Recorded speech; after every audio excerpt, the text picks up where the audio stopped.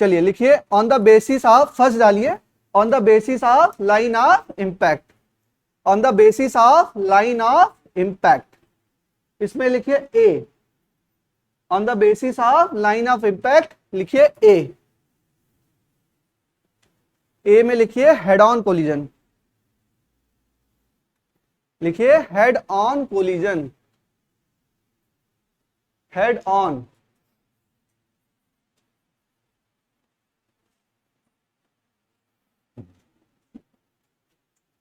समझ में आ रहा है?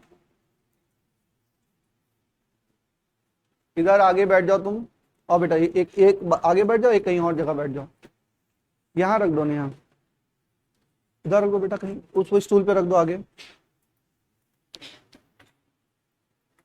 हेड ऑन कोलिजन, इसमें लिखिए if line of impact and line of motion, if line of impact, line of impact LOI short में, एंड लाइन ऑफ मोशन, तो तेजी से पढ़ते हैं, कोलिजन हम समझ चुके हैं, लिखते हैं if line of impact and line of motion are same before and after collision, before and after collision, Vishnu sir सुनिए, before and after collision, then it is head on collision, then it is head on collision,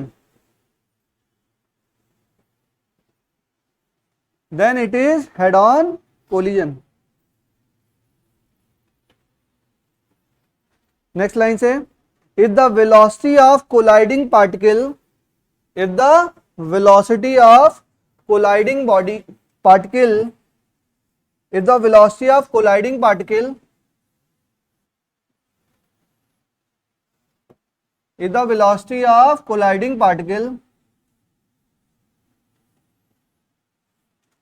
are along the same line, are along the same line, then it is head on collision, then it is head on collision।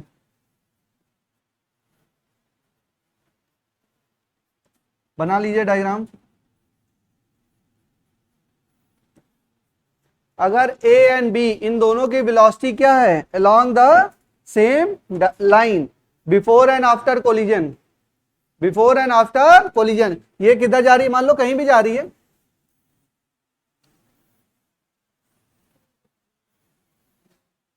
तो ये मान लो इधर है और ये भी, ये इधर है,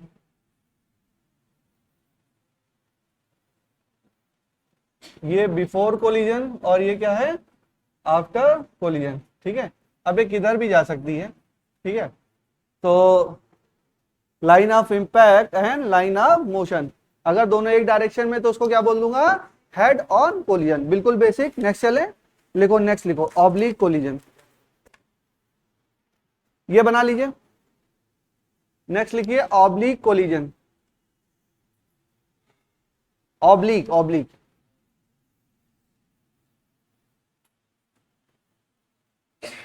ऑब्लिक कोलिजन, ऑब्लिक कोलिजन वही जैसे आप कैरम खोल रहे हैं और आप क्रॉस हिट कर रहे हैं ना, along the line of motion नहीं, आप क्या कर रहे हैं, इसे पूल में बॉल को क्या कर रहे हैं, उसको साइड से हिट कर रहे हैं, तो जो आपका मोशन है वो क्या है, लाइन ऑफ मोशन और लाइन ऑफ इंपैक्ट क्या है, दोनों अलग अलग है, तो उसको हम क्या बोलेंगे, हेड ऑब्लिक कोलिजन, क्या बोलेंगे, ऑब्लिक कोलिजन, ठीक है। इसमें लिखिए if the line of motion and line of impact, if the line of motion and line of impact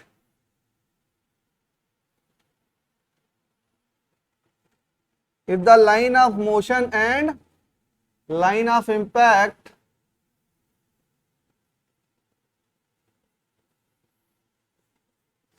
are along the different line, are along the different line,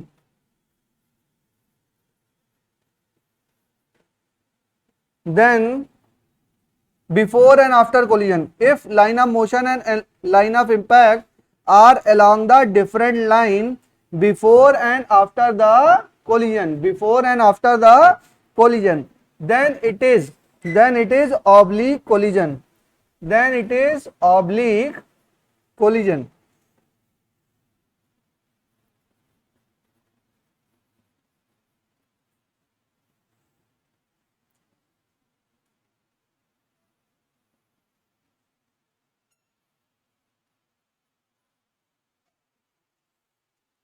ठीक है,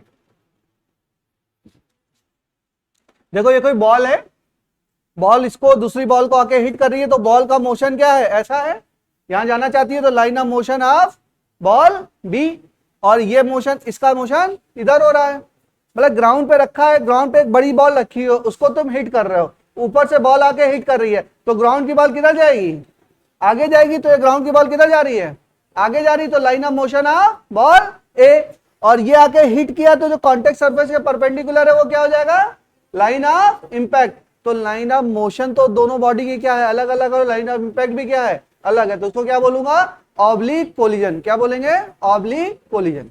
ठीक है, एकदम बेसिक।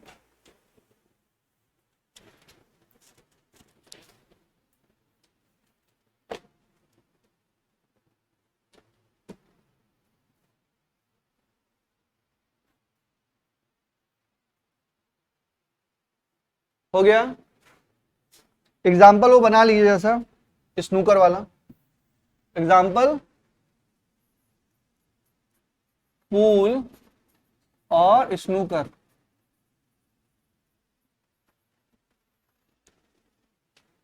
किसी बढ़िया यूनिवर्सिटी में आपका एडमिशन हो जाएगा तो वहां सब होता है, हर जगह फिजिकल वो होता है, स्पोर्ट्स अथॉरिटी होती है हर बड़े इंस्टीट्यूट में, चाहे कोई भी हो, तो वहाँ पे सब व्यवस्थाएं होती हैं आप लोगों के लिए, कि वहाँ तक पहुँचना पड़ेगा। बहुत महंगी टेबल आती है, 2.5 से 3 लाख रुपए केवल टेबल है, वो जो पूल की टेबल आती है ना, बहुत बहुत कॉस्टली होती है, लेकिन आपको फ्री में खेलने को मिल सकता है मौका। हम लोग कॉलेज में तो रहता था, मेडिकल कॉलेज में भी होता होगा, स्पोर्ट्स तो हर जगह होता है। चलिए देखो एग्जाम्पल समझ लीजिए, एग्जाम्पल समझा चुका हूं, फिर भी इसको नोट कर लो बस, बनाइए पूल और स्नूकर।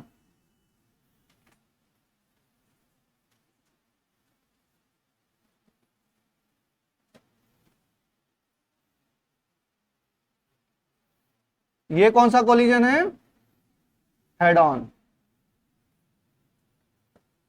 और एक बॉल रखी हुई है यहाँ पे, और एक बॉल रखी हुई है यहाँ पे, और एक रखी है मान लीजिए यहाँ पे, तो आपने इसको मारा और ये इधर गया, और इसने मान लीजिए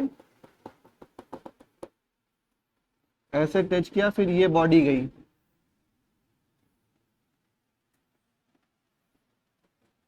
ये कौन सा कोलिजन है, ऑब्लिक।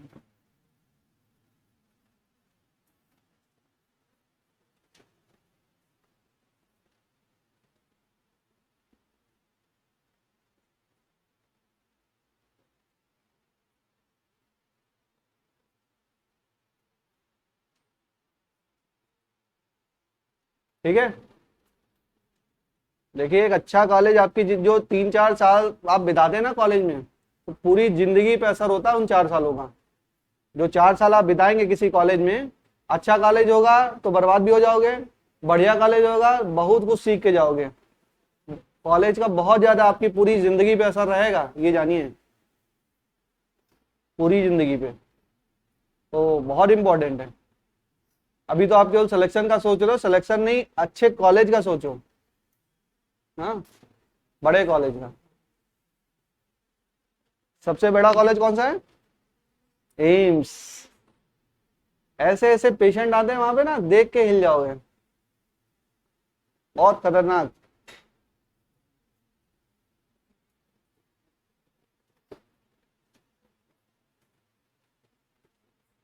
अभी भी जो अर्थ है वो एक्सप्लोर्ड नहीं है। एक मेरा फ्रेंड था, तो वो लोग गए, मतलब गोवा वगैरह गए थे, मतलब शादी वादी के बाद, तो उसकी वाइफ को किसी कीड़े ने काट लिया, मतलब बीच के ऊपर कोई कीड़ा होगा वॉटेवर, और उसकी बॉडी पूरी डिग्रेड होने लग गई, मतलब पूरी बॉडी क्या होने लगी, खत्म होने लगी, बीमार हो गई। फिर बीमारी, पूरे लंग्स उसके गलने लगे, बॉडी गलने लगी, एम्स में उसका एडमिशन कराया गया। डॉक्टर रिकॉग्नाइज ही नहीं कर पाए कि उसको बीमारी कौन सी हुई, कौन सी बीमारी हुई पता ही नहीं चला, बल्कि बहुत कांटेक्ट लगाया, एम्स के कम से 15 डॉक्टर लगे हुए थे, और एम्स के डॉक्टर ही डिटेक्ट नहीं कर पाए। सारे टेस्ट हो गए दुनिया भर के, अब तक जितनी नोन बीमारियां हैं ना, वो पता ही नहीं, इट्स अ मिस्ट्री। और जब उसकी डेथ हुई तो मैं भी मतलब था ही वहां पे, तो विद इन 2 मंथ डेथ हो गई, और मैं अच्छी खासी मतलब 60-65 किलो की लेडी थी, तो डेथ हुई जब उसकी, तो एकदम मानव कंकाल जैसा बचा था, पूरा शरीर खत्म हो गया था। तो इतनी बड़ी मिस्ट्री, ऐसे कैसे केसेस डील करने को मिलेंगे आपको। अभी भी दुनिया ना अनएक्सप्लोर्ड है। 70% तो आप लोग जानते ही हैं अर्थ में क्या है, वाटर, और वाटर की दुनिया क्या है, अनएक्सप्लोर्ड है। जो सी है ना पूरा अनएक्सप्लोर्ड है, वहां पे क्या क्या चीजें हैं पता ही नहीं है। अभी कुछ कल परसों की न्यूज में था कि ग्लेशियर पिघल रहे हैं, तो कोरोना से खतरनाक खतरनाक वायरस आ रहे हैं।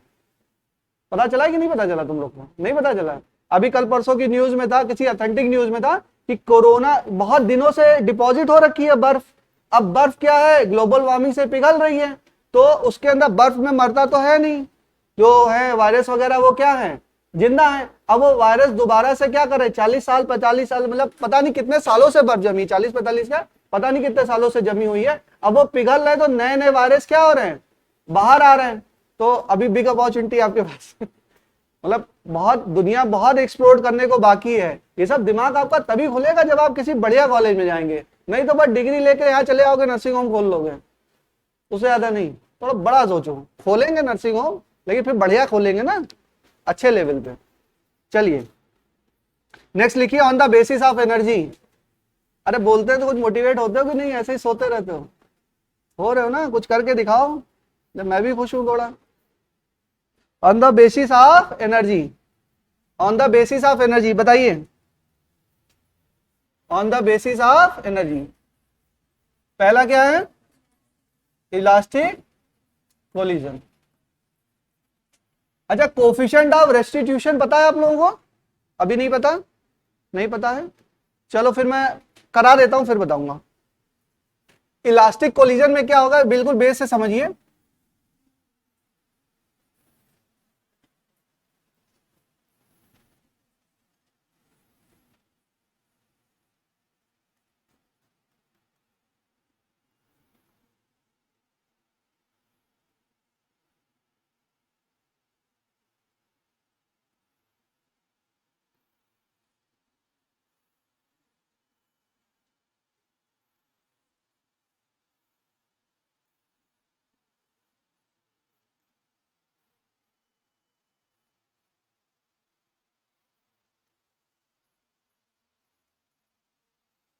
देखो ये है बिफोर कोलिजन, ये क्या है, बिफोर कोलिजन। और जब बॉल का ध्यान से समझ लीजिए, इलास्टिक कोलिजन में क्या होगा कि ये दोनों बॉल हैं, दोनों बॉल क्या हुई, आपस में टकराई, टकराने के बाद क्या होगा, बॉल का, बॉल डिफॉर्म्ड होगी। तो जो काइनेटिक एनर्जी इन दोनों बॉल की है वो किसमें स्टोर हो जाएगी, डिफॉर्म पोटेंशियल एनर्जी के रूप में। किसमें, डिफॉर्म पोटेंशियल एनर्जी। और बॉडी का शेप क्या हो गया, थोड़ा सा डिफॉर्म हो गया।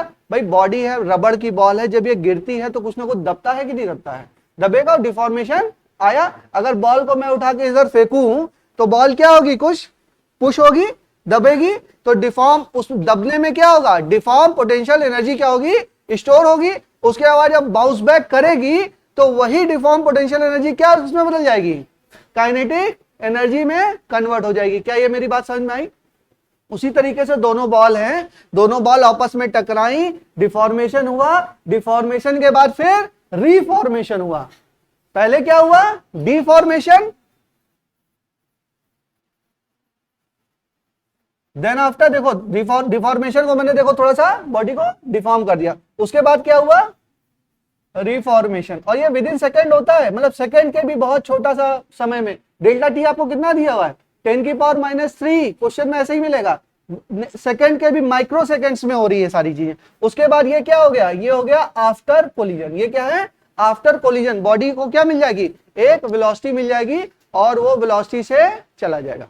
अच्छा, इसमें मैंने आपको बताया था कोलिजन में हम पढ़ते हैं तो एक्चुअल में ऐसा हो ही नहीं सकता कि 100% क्या हो जाए, एनर्जी कंजर्व हो जाए, क्योंकि जब टकराएंगी, टकराई, साउंड निकला कि नहीं निकला, तो कुछ ना कुछ एनर्जी, साउंड एनर्जी में लॉस हुआ। अच्छा, दो चीजें टकरा रही हैं, अपना हाथ ही आपस में टकराई है तो क्या होगा, हल्की सी देखो आवाज भी आई, हल्की सी गर्मी भी महसूस हुई, हीट हुआ ना, तो हीट हुआ तो भी एनर्जी क्या हुआ, लॉस हुआ ही हुआ। लेकिन प्रैक्टिकल केस में हम ये दो चीजों को क्या मान रहे हैं, नेग्लिजिबल मान रहे हैं। मैंने एग्जाम्पल में लिखा दिया है, कोलिजन जब हम स्टडी करेंगे तो इन दोनों चीजों को क्या मानेंगे, नेग्लिजिबल मानेंगे। लेकिन क्वेश्चन तो आ सकता है आपका कि प्रैक्टिकल कंडीशन में क्या होगा, ये क्वेश्चन आपका आ सकता है, तो आपको समझ में आना चाहिए। तो जो काइनेटिक एनर्जी यहां थी वही काइनेटिक एनर्जी क्या होगी, यहां पर होगी in case of elastic collision. Elastic collision में दो तीन चीजें ध्यान रखिए कि पहले डिफॉर्मेशन होगा, उसके बाद रिफॉर्मेशन होगा, देन मूवमेंट होगा। तो जितना काइनेटिक एनर्जी थी वो सारी किसमें गई, डिफॉर्मेशन पोटेंशियल एनर्जी में। फिर डिफॉर्मेशन पोटेंशियल एनर्जी क्या हुई, फाइनल काइनेटिक एनर्जी में। तो काइनेटिक एनर्जी क्या रही, टोटल कंजर्व रही। क्या हुई, काइनेटिक एनर्जी कंजर्व रही। और इन तीनों केसेस में क्योंकि एक्सटर्नल फोर्स यहां पर नहीं है, तो चाहे इलास्टिक हो, चाहे इनइलास्टिक, चाहे परफेक्टली इनइलास्टिक, तीनों ही केस में मोमेंटम तो हमेशा ही कंजर्व रहेगा। तीनों केसेस में मोमेंटम क्या होगा, हमेशा ही कंजर्व रहेगा। बट काइनेटिक एनर्जी केवल इलास्टिक के केस में कंजर्व रहेगी, आगे में नहीं रहेगी या नहीं रहेगी, अभी चर्चा आगे करते हैं। लेकिन इस केस में क्या होगी, कंजर्व होगी। क्या मेरी बात सबको समझ में आई, ठीक है। तो इसको लिख लेते हैं पहले। अच्छा, इसका एग्जाम्पल क्या है, ये बॉल कैसी हो सकती है, ये हो सकती है रबर बॉल, ठीक है, या स्पंज बॉल। और यहां पे काइनेटिक एनर्जी मोमेंटम लिखो जैसा। अच्छा, इसमें एक बात समझ लीजिए, इसका एक कन्वेंशन मान लीजिए। ये अब मैं बोलूं कि इसकी वेलोसिटी है u1, इसकी वेलोसिटी है u2। अब मैंने ऐसे लिख दिया, एक बच्चा खड़ा हो जाएगा, सर ये तो टकराएंगे ही नहीं। बोलो, अगर ऐसी वेलोसिटी है तो टकराएगा, कोलिजन होगा, हो सकता है। कब हो सकता है, अगर u1 u2 से बड़ा हो, u1 u2 से बड़ा हो। अच्छा, इन दोनों की वेलोसिटी भी मैं डायरेक्शन मान ले रहा हूं क्योंकि मुझे कन्वेंशन लेके चलना है। अब क्या होगा, अपने आप रिजल्ट में आएगा। आपको क्या करना है, एक कन्वेंशन फॉलो करना है। अच्छा, कन्वेंशन इधर दिया होगा तो उसको निगेटिव मान लेना। एक कन्वेंशन लेके चलिए, बुक्स में बड़ा कंफ्यूज किया, कभी इधर मान ले कभी उधर मान ले, इसमें भी हो सकता है, ठीक है। तो जो डायरेक्शन दिया होगा उस डायरेक्शन के अकॉर्डिंग आप अपना क्वेश्चन में उसकी वैल्यू पुट कर दीजिएगा। बट डायरेक्शन तो कुछ भी हो सकता है ना। अब इसका मोमेंटम बताइए क्या है, अगर मास इसका m1 इसका m2, तो क्या होगा, m1 u1 plus m2 u2 बराबर m1 v1 plus m2 v2।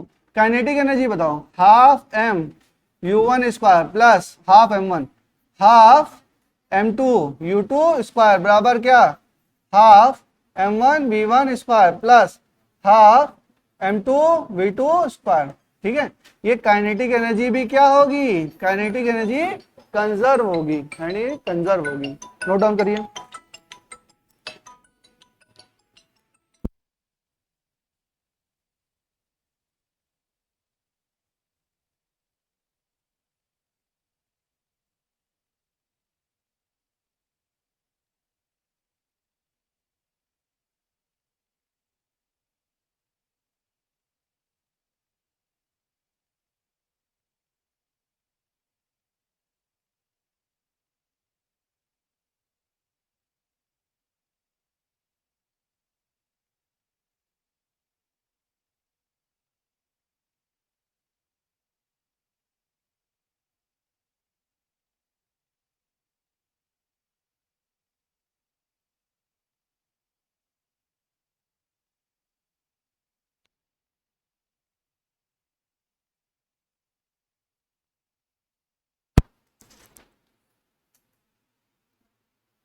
चलिए, वैसे तो आपको समझ में आ गया, बट फिर भी आपको थोड़ा सा तो और आइडिया देता हूं। जैसे ये बॉल टकराएगी मान लीजिए, तो इसमें क्या होगा, ऐसे दबाएंगे, जब बॉल टकराएगी तो ये क्या होगा, डिफॉर्मेशन हुआ।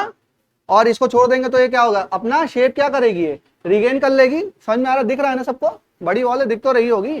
कहीं भी टकराएगी बेटा तो ये क्या होगा, ये डिफॉर्मेशन है। जब ये डिफॉर्म अवस्था में है तो देखो मुझे प्रेस करना पड़ रहा है, तो इसके पास क्या है, एनर्जी है कि नहीं है, एनर्जी है ना। अब जो इस पे एनर्जी लगी वही एनर्जी क्या हो गई, रिलीज हो गई। पहले डिफॉर्मेशन हुआ, देन आफ्टर क्या हुआ, रिफॉर्मेशन हुआ। तो जब दो बॉल होती तो और दिखा देता, दो बॉल हुई टकराई तो उसमें क्या हुआ, डिफॉर्मेशन हुआ। डिफॉर्मेशन के बाद रिफॉर्मेशन हुआ।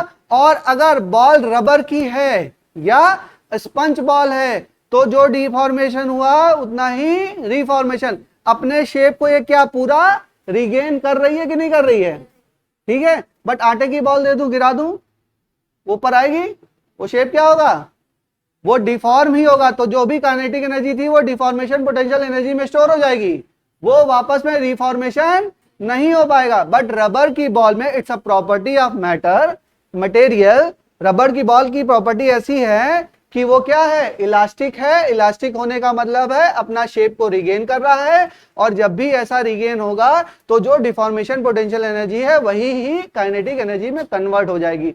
सब मतलब बहुत ऐसे टर्म है, टर्म को कुछ भारी मत समझो, बस ये समझ में आया जो काइनेटिक एनर्जी थी वो डिफॉर्म पोटेंशियल एनर्जी वही कन्वर्ट हो गई काइनेटिक एनर्जी। तो काइनेटिक एनर्जी टोटल कितनी रही, कंजर्व रही, क्योंकि कहीं भी लॉस नहीं हो रहा है। जो छोटा मोटा लॉस है साउंड का या फ्रिक्शन का या हल्का फुल्का हीट का, उसको हम नेग्लिजिबल मानते हैं। एक और होता है जैसे सेंटर ऑफ मास भी क्या होता है, डिफॉर्मेशन के बाद शिफ्ट हो जाता है, ठीक है, उन सब चीजों को भी हम क्या मान रहे हैं, नेग्लिजिबल मान रहे हैं। बात खत्म हो गई, समझ में आ गया सबको।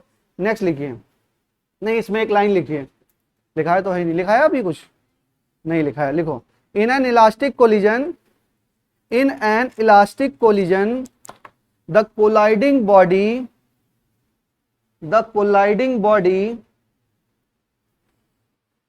regain their shape. In an elastic collision the colliding body regain its shape and size completely after collision.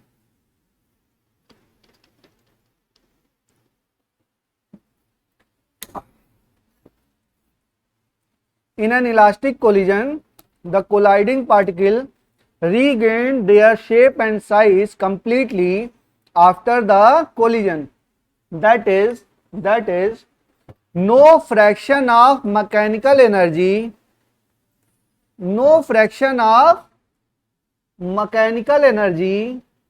remain stored as deformed potential energy. No fraction of mechanical energy remain stored as deformed potential energy in the body.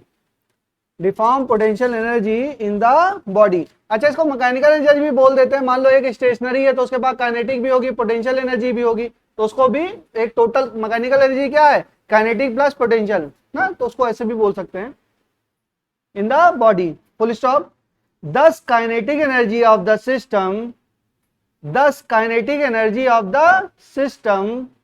After collision is equal to kinetic energy of the system before collision.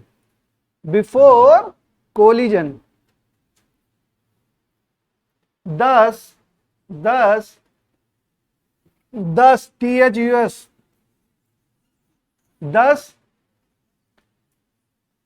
in an elastic collision the colliding particle regain their shape and size completely after the collision. That is, no fraction of mechanical energy remains stored as deformed potential energy in the body. Thus kinetic energy of the system after collision is equal to kinetic energy of the system before collision. हो गया। Next line से लिखिए, thus in addition to the conservation of momentum,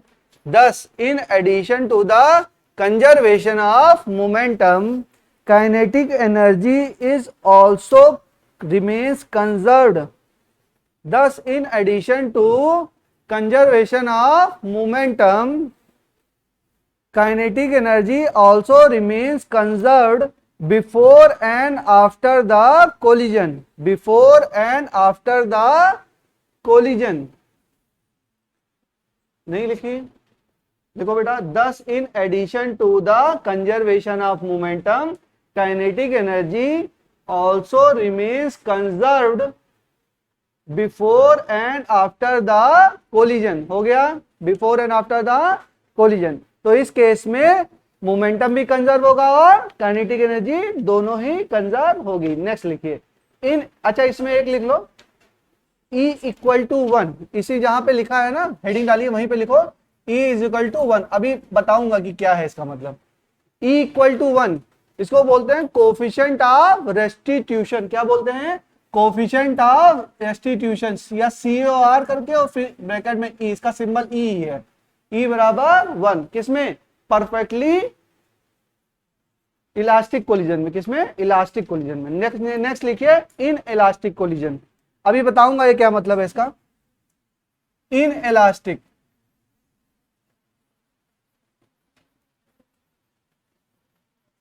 in elastic collision, इसमें लिखो bracket में लिख लो E is greater then 0 and less than 1। अभी पढ़ाऊंगा इसको थोड़ी देर में, ठीक है। इसमें देखें इन इलास्टिक कोलिजन होता है, उसमें देखिए क्या होता है।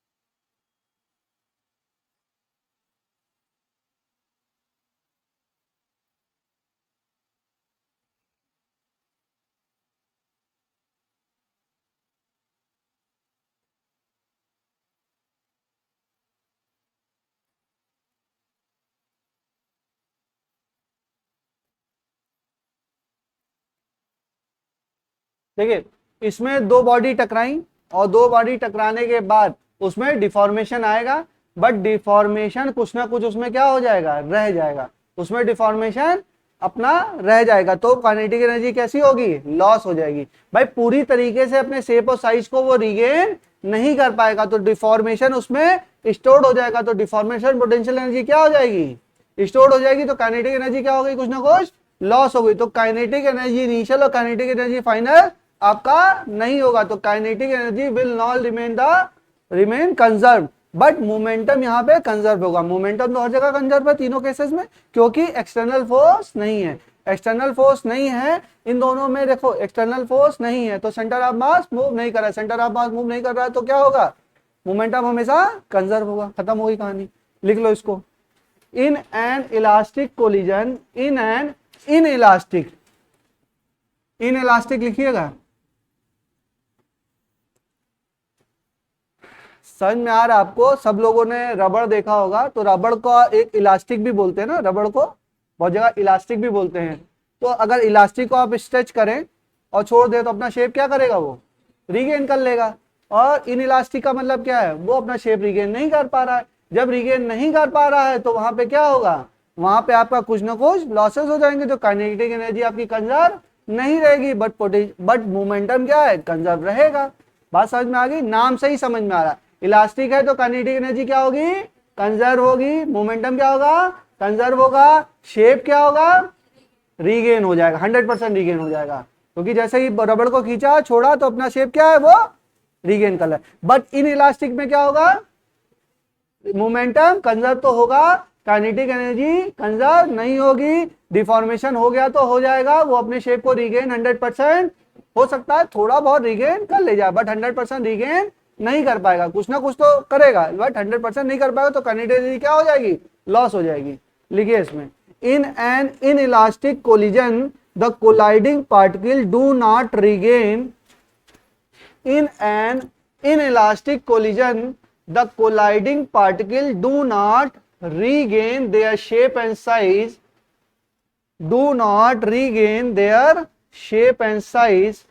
completely after collision, completely after the collision, completely after the collision. Full stop. Some fraction of mechanical energy, some fraction of mechanical energy, अच्छा यहां पे टर्म मैकेनिकल एनर्जी का ही यूज हो रहा है, उसको ध्यान रखेंगे। Some fraction of mechanical energy is retained by the colliding particle, some fraction of mechanical energy is retained by the colliding particle, retained by the colliding particle in the form of deformation potential energy, in the form of deformation potential energy, deformation potential energy, full stop। 10 THUS, 10 10 वाला 10 नहीं, THUS 10 kinetic energy of the particle after collision, kinetic energy of the particle after collision is not equal to that before collision, not equal to that before collision, full stop। however in the absence of external force, in the absence of external force, law of conservation of linear momentum, however in the absence of external force, in the absence of external force, law of conservation of linear momentum, law of conservation of linear momentum is still valid, is still valid।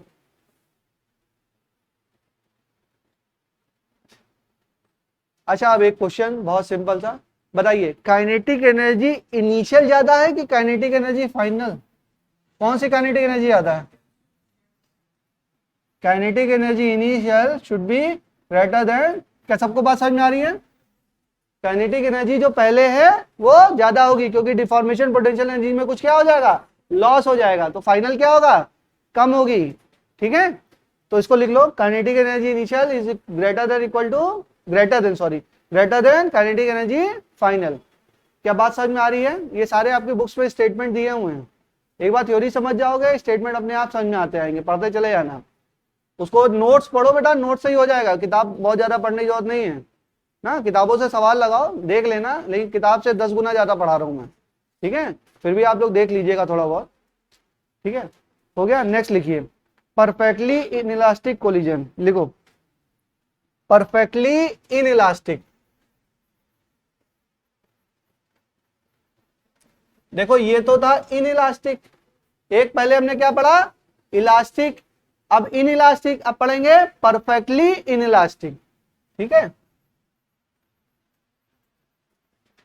वो जो elastic है वो perfectly elastic ही है, जो पहला पढ़ा था elastic collision उसको वो परफेक्टली इलास्टिक ही है, बट वो मतलब वही पर जो और चीजें उसको नेग्लिजिबल ही मान लेते हैं, तो परफेक्टली शब्द लगाने की जरूरत नहीं पड़ती वहां पे, लेकिन यहाँ पे है। यहाँ पे जरूरत क्या है, इसमें E इक्वल टू लिखिए, E इक्वल टू 0। अब ये क्यों है अभी मैं बताऊंगा आगे। ठीक है, सिंपल, इसमें दो बॉडी आई, एक दूसरे से टकराई और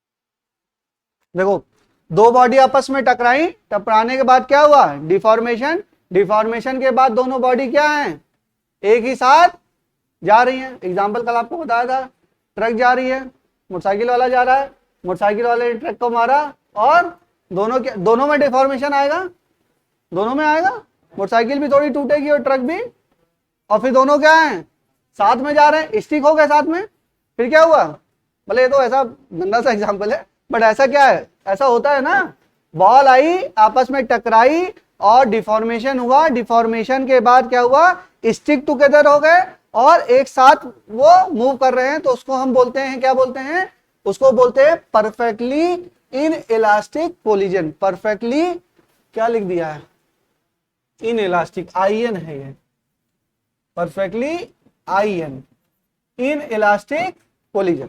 ठीक है, इसमें देखो, इसमें एक बात और समझ लो बेटा, एक चीज होती है वेलोसिटी ऑफ अप्रोच और एक होती है वेलोसिटी ऑफ सेपरेशन। थोड़ा सा ये भी समझ लीजिए आप लोग, अगर बॉडी है, अगर ये u1 है और ये क्या है u2 बिफोर कोलिजन, और कुछ कोलिजन हुआ उसके बाद ये हो गई, अगर ये v1 और ये v2, नॉर्मल कन्वेंशन मान रहे हैं हम, कन्वेंशन अभी क्या कर रहे हैं, अच्छा कोलिजन होने के लिए u1 should be greater than u2, भाई तभी तो कोलिजन होगा। ठीक है, तो उसको बोलते हैं velocity of approach. Velocity of approach क्या होगा, अप्रोच होगा u1 माइनस u2, और इसकी भी वेलोसिटी, इसका बोलेंगे velocity of separation, velocity of, रुको कहीं गलती तो नहीं है, वेलोसिटी ऑफ सेपरेशन, चाहिए वेलोसिटी ऑफ सेपरेशन। देखो velocity of separation, velocity of separation होगा v2 माइनस v1, क्या होगा v2 माइनस v1, कि जिस वेलोसिटी से दोनों क्या हो रहे हैं, सेपरेट हो रहे हैं, अलग हो रहे हैं, उसको बोलेंगे, बोलो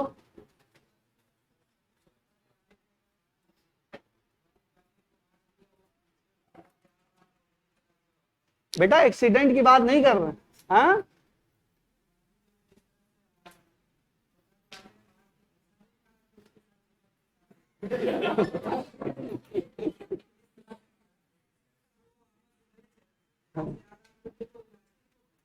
बता रहे हैं, बता रहे हैं।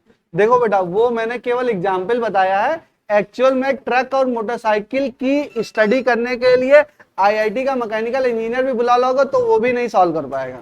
बात समझिए, ट्रक एक बहुत बड़ी चीज है और उसका शेप एंड साइज अलग है, उसका सेंटर ऑफ मास अलग है, जो मोटरसाइकिल है उसकी शेप एंड साइज अलग है, फिर कोलिजन किस पॉइंट पे हो रहा है, कोलिजन किस लाइन पे हो रहा है, किस सड़क पे हो रहा है, किस वेलोसिटी पे हो रहा है, क्या एयर रेजिस्टेंस है, उसमें 75 चीजें काउंट होंगी। ठीक है ना, उसकी एनालिसिस कर पाना पॉसिबल नहीं है। इनफैक्ट बहुत बड़ा इंजीनियर हो, 10 लोगों की टीम लगा दो तो भी प्रॉपर इन्वेस्टिगेट नहीं कर पाएगा।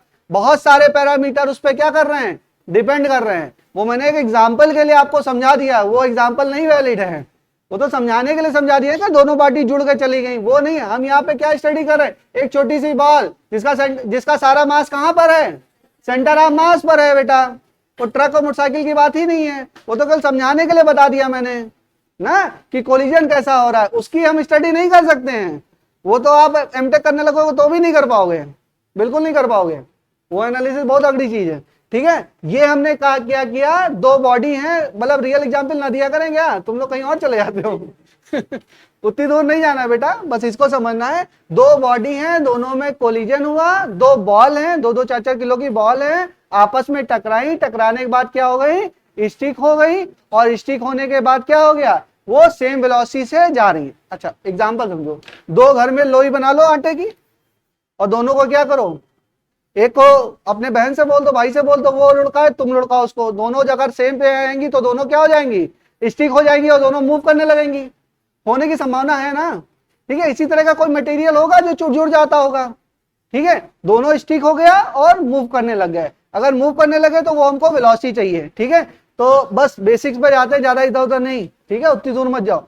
ये अगर u1 ये u2, तो वेलोसिटी ऑफ अप्रोच कितना, u1 माइनस, इसको याद कर लीजिए, समझ लीजिए, मैं ढंग से बता रहा हूं, समझिए पहले, इसी से आपका न्यूमेरिकल लगेगा। अब न्यूमेरिकल पे हम लोग पहुंच गए हैं। ये u1 ये u2, u1 should be greater than u2, तभी तो कोलिजन होगा, तभी तो कोलिजन होगा। ठीक है, अब एक्चुअल में कॉन्सेप्ट ये है, जब ये वेलोसिटी इससे टकराती है तो ये जो है सेकंड वाले को ये यहां पे हम लोग पढ़ रहे थे, ये क्या है, प्लास्टिक कोलिजन। अभी आपको ये समझा रहा था, ये अभी आगे भी समझाऊंगा, बस ये समझ लो कि वेलोसिटी ये इससे बड़ी है, u1 is greater then u2, और जब ये इसको टक्कर मारेगी तो ये वाली जो इसकी वेलोसिटी है वो इसको मिल जाएगी, इसकी वेलोसिटी किसको मिल जाएगी, इसको मिल जाएगी। अभी मैं प्रूफ करूंगा कैसे मिलेगी, ठीक है। ये वेलोसिटी का ट्रांसफर हो जाता है, डिपेंड भी करता है मास वगैरह पे भी डिपेंड करता है, बट कैसे होगा अभी हम लोग समझेंगे। अगर ये इससे टकराती है तो ये अपनी वेलोसिटी इसको दे देती है और ये अपनी वेलोसिटी इस बॉल को दे देती है। तो अगर मान लो ये ग्रेटर देन है ना, तो इसने किसको वेलोसिटी दिया, इसको, और इसने किसने दिया, ये, तो कौन सी वेलोसिटी अब ज्यादा है, v2 हमारी ज्यादा है। बात समझ में आ गई, ठीक है। तो वेलोसिटी अब अप्रोच क्या होगा, u1 minus u2, velocity of separation क्या होगा, v2 माइनस v1। इतनी बात समझ लो, आगे अभी कहानी समझाता हूं। ये बात समझ में आई, ध्यान से करना है। u1 minus u2 velocity of separation, velocity separation का मतलब जिस वेलोसिटी से वो दोनों क्या हो रहे हैं, सेपरेट हो रहे हैं, और वेलोसिटी ऑफ अप्रोच क्या है, जिस वेलोसिटी से वो पास आ रहे हैं। अब बात समझिए, जब ये परफेक्टली इनइलास्टिक कंडीशन है तो वेलोसिटी ऑफ सेपरेशन क्या है, 0 है। ये दोनों सेपरेट तो हो ही नहीं रहे हैं, ये दोनों क्या हैं, आपस में स्टिक हो जा रहे हैं। तो वेलोसिटी ऑफ सेपरेशन, कोई वेलोसिटी v से मूव कर रहे हैं, बट वेलोसिटी ऑफ सेपरेशन क्या है, वेलोसिटी ऑफ सेपरेशन 0 है। बस मुझे यही समझाना है। ये क्या समझाना अभी मैं आगे बढ़ाऊंगा। इतनी बात समझ में आई। ये दोनों सेपरेट हो रहे हैं क्या, नहीं हो रहे हैं। अच्छा, अप्रोच हो रहे थे क्या, जो वेलोसिटी ऑफ अप्रोच है वेलोसिटी ऑफ सेपरेशन नहीं है, क्योंकि अप्रोच अलग तो हो ही नहीं रहे, वो दोनों क्या हो रहे हैं, stick together then move together, ठीक है। इसी को लिख लीजिए, अभी आगे और समझाएंगे। If velocity of separation along the line of impact, if velocity of separation along the line of impact just after collision becomes zero, then the collision is perfectly inelastic. Then the collision is perfectly inelastic. Then the collision is perfectly inelastic.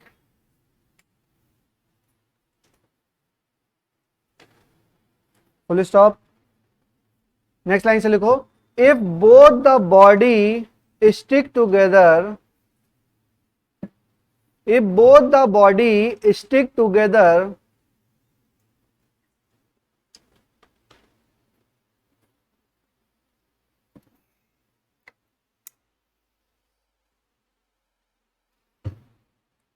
if both the body stick together and move with the same velocity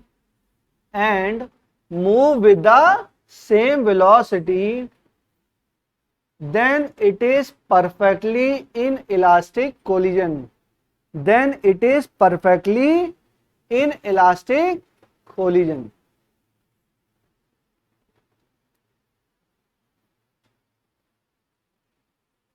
ये कौन सा collision हुआ, perfectly inelastic collision. मेरे ख्याल से collision सबको समझ में आ रहा होगा, इसमें कोई भी प्रीवियस नॉलेज रिक्वायर्ड नहीं है, बिल्कुल भी। समझ में आ रहा है सबको, कोई ऐसा बैठा है जिसको नहीं समझ में आ रहा है, बताओ उसका भी इलाज करें।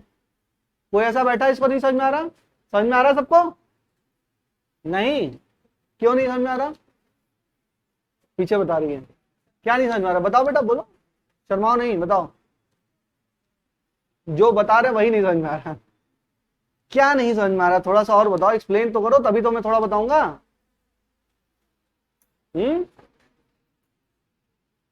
बिल्कुल नहीं समझ में आ रहा, क्या इलाज करें भाई इसका, और बताओ, और तुम लोग बताओ, आ रहा समझ में, ठीक है। पढ़ो, किताब से पढ़ो एक दो बार ना, थोड़ा ब्रेन ओपन करो। समझ में आ रहा तुम लोगों को, चलो। अब हमारा क्या हो गया, देखो बात समझिए, कोलिजन हो रहा है। कोलिजन का मतलब जानती हो क्या होता है, हाँ, भिड़ंत, कौन बोला दो चीजों का टकराना, दो चीजें टकरानी, दो बॉल। देखो मैं एग्जांपल, रियल एग्जांपल दे रहा हूं, लेकिन एक्चुअल में हम उसकी स्टडी नहीं कर रहे हैं, आप लोग ये मत सोचिए मोटरसाइकिल और ट्रक की स्टडी कर रहे हैं, हम तो बॉल की स्टडी कर रहे हैं, उसकी स्टडी हम कर भी नहीं सकते हैं।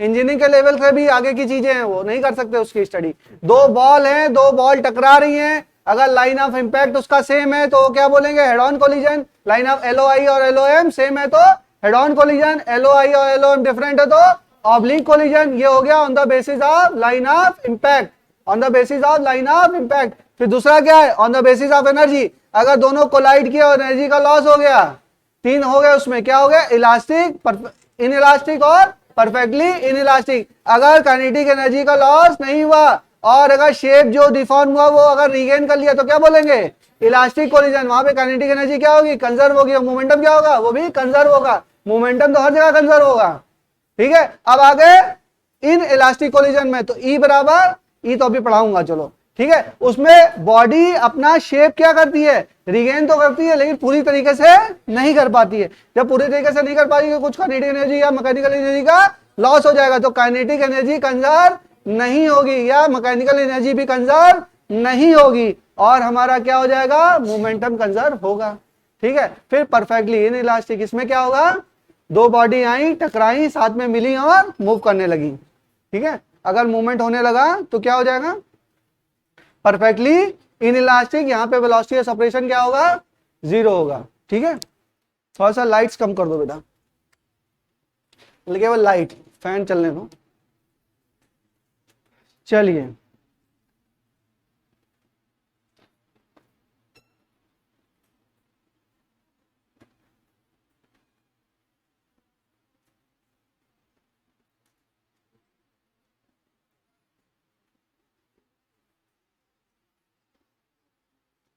देखो, नोट करके लिखिए, नोट एक्चुअली लिखिए, नोट करके, collision between all the real object, collision between all the real object are neither perfectly elastic nor perfectly inelastic. The collision between all the real object are not perfectly elastic or perfectly inelastic. ना तो perfectly elastic होते हैं real में, ना perfectly inelastic होते हैं, but they are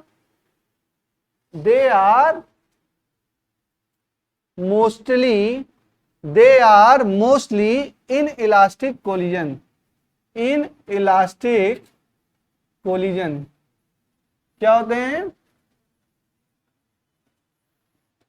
in elastic collision होता है। रियल लाइफ में कोई भी बॉडी है बेटा, अगर वो कोलिजन हो रहा है तो उसका शेप कुछ ना कुछ तो डिफॉर्म होगा ही होगा ना, डिफॉर्मेशन तो उसमें होगा ही कुछ ना। हम क्या करते हैं, परफेक्टली वो क्या कर रहा है, अपनी बॉडी को रिगेन, तो परफेक्टली तो कुछ ना कुछ तो उसमें लॉस होता ही होगा भाई। तो परफेक्टली इलास्टिक भी नहीं होता, परफेक्टली इनइलास्टिक भी नहीं होता, क्या होता है, मोस्टली इनइलास्टिक ही होता है। यानी कि ई जो होता है हमारा, ई ये 0 से 1 के बीच में होता है। लेकिन अभी ई तो हमने पढ़ा ही नहीं, तो चलिए ई पढ़ते हैं। हेडिंग डालिए, coefficient of restitution, coefficient of restitution,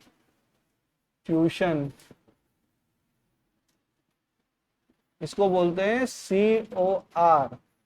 COR represent करते हैं ई से, और ई बराबर क्या होता है, देखिए ई बराबर लिखिए, लेकिन थ्योरी लिखिए पहले इसकी। The coefficient of restitution is defined as, the coefficient of restitution is defined as the ratio of the impulse, the coefficient of restitution is defined as the ratio of the impulse of reformation and impulse of deformation. The coefficient of restitution is defined as the ratio of impulse of reformation and deformation. ऐसे करके लिखो, reformation and deformation, impulse of reformation upon impulse of deformation.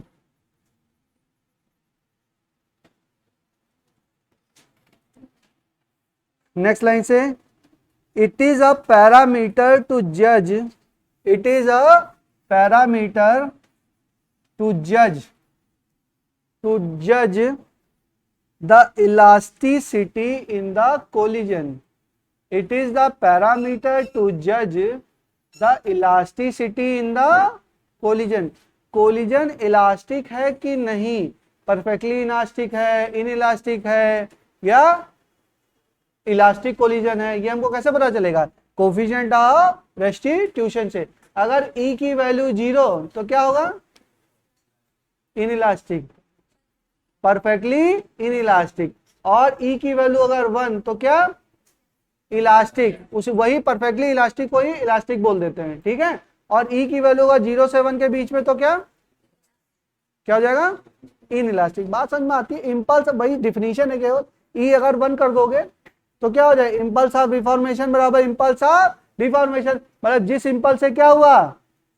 Deformation हुआ, उतना ही impulse लग गया reformation में, तो दोनों क्या हो जाएंगे? E बराबर 1 हो जाएगा, ठीक है. इट जस्ट मतलब जस्ट अ डेफिनेशन, ठीक है. बाकी चीजें आपको पता है. इसकी एक और डेफिनेशन है, लिखिए E बराबर लिखिए velocity of separation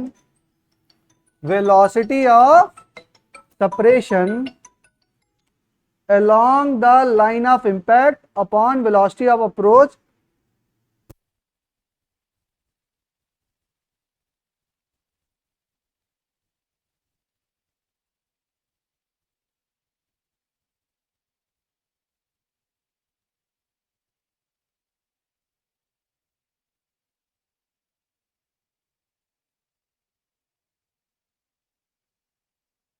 upon velocity of approach along the line of approach.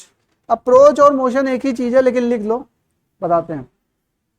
E बराबर लिखो velocity of separation along the line of impact upon velocity of approach along the line of motion bracket में approach. Line of motion bracket में approach.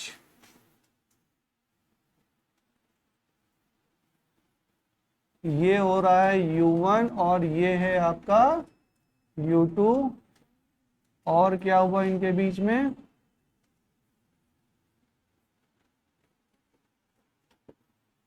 Collision, और collision के बाद ये move कर रहे हैं, ये V2 और ये V1.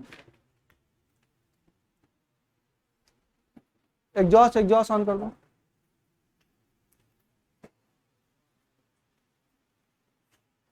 एक बाहर का भी एग्जॉस्ट है, उसको भी ऑन कर दो, यहीं से दिख जाएगा. तुम सारे स्विच ऑन कर दो, सारे स्विच ऑन कर दो. ऑन है, चल रहा है, आ जाओ, ठीक है. वेलोसिटी देखो, velocity of separation upon velocity of approach. तो वेलोसिटी ऑफ सेपरेशन क्या होगा? ये ध्यान रखिएगा, V2 minus V1 upon U1 minus U2. इसको ध्यान रखिएगा. अच्छा, जब इसको ध्यान रखेंगे तो आपको ये चीज ध्यान में आनी चाहिए कि किसको U1 माना है, किसको U2 माना है.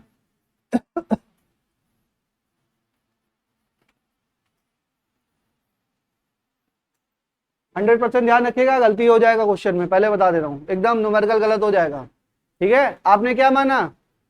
ये U1, ये U2, ये V1 है V2, एक ही डायरेक्शन में मान लिया है, ठीक है.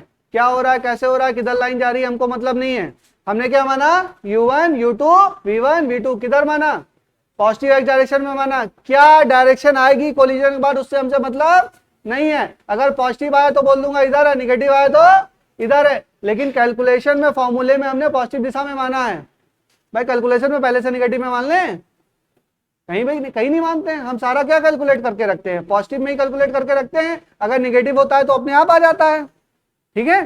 तो हम इसको लेंगे, ठीक है। तो ये कैलकुलेशन होनी चाहिए। ये इधर वाला क्या है u1 और इस वाला, या ये बॉल कौन सी है m1 और ये कौन सी है m2, ये m1 और ये m2। m1 की वेलोसिटी u1 पहले, m2 की वेलोसिटी पहले कितनी इनिशियली u2, इसकी कितनी हो गई v1, इसकी कितनी हो गई v2। अगर ये कंडीशन है देन E बराबर क्या v2 minus v1 upon u1 minus u2। u2 minus u1 मत करना, यहां पे भी v1 माइनस v2 मत करना, गलती नहीं होनी चाहिए, गलती होगी सवाल गलत हो जाएगा, ठीक है। E बराबर velocity of separation upon velocity of approach. u1 is greater then u2, u1 क्या है u2 से बड़ा है। तो मैंने आपको एक कॉन्सेप्ट पढ़ाया, अभी पढ़ा भी दूंगा, ठीक है। जब ये दोनों में कोलिजन होता है तो ये अपनी बॉडी वेलोसिटी इसको ट्रांसफर कर देती है और ये वाली बॉल अपनी वेलोसिटी इसको ट्रांसफर कर देंगे, तो किसकी वेलोसिटी ज्यादा रहेगी v2 की ज्यादा रहेगी, इसीलिए v2 माइनस v1 कहा है, इसीलिए यहाँ पे v2 माइनस v1 मैंने कहा है। अगर कम ज्यादा होगा तो अपने आप कैलकुलेट होके आ जाएगा, ठीक है। E क्या है, E की वैल्यू तो पॉजिटिव रहनी चाहिए, निगेटिव तो नहीं कर सकते ना। E की value, E coefficient of restitution positive तो होना चाहिए ना। E की वैल्यू कहां से कहां तक वेरी कर रही है भाई, देखो 0 से 1 तक ही तो वेरी कर रहा है, निगेटिव कहां है। और अगर v1 माइनस v2 कर दोगे तो क्या आ जाएगा, नेगेटिव आ जाएगा। तो फॉर्मूले में नेगेटिव कैसे कर सकते हैं, बात समझ में आ रही कि नहीं आ रही है। फॉर्मूले भाई गलत फॉर्मूला कैसे लिख दें, नहीं ले सकते। ये v1 माइनस v2 नहीं होगा, ये क्या होगा v2 माइनस v1, ये क्या होगा u1 माइनस u2। यहां तक बात समझ में आई तो मैं आगे बढ़ूं, समझ में आ गया। चलो अच्छा यहां पे बताओ कौन सा केस करा है, अच्छा हो गया, केस तो हो गया। हाँ यहां पे एक लाइन लिख सकते हैं, इसको इससे मल्टीप्लाई कर दो तो क्या हो जाएगा E u1 माइनस u2 बराबर v2 माइनस v1। ये क्या हो जाएगा E u1 माइनस u2 बराबर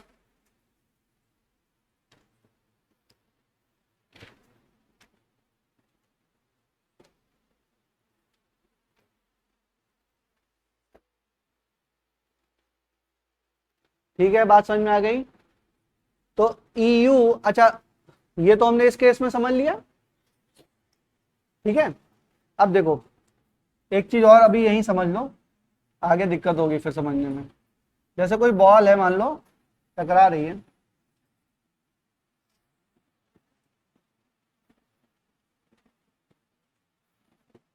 ये u वेलोसिटी से मान लो आ रही है, ठीक है।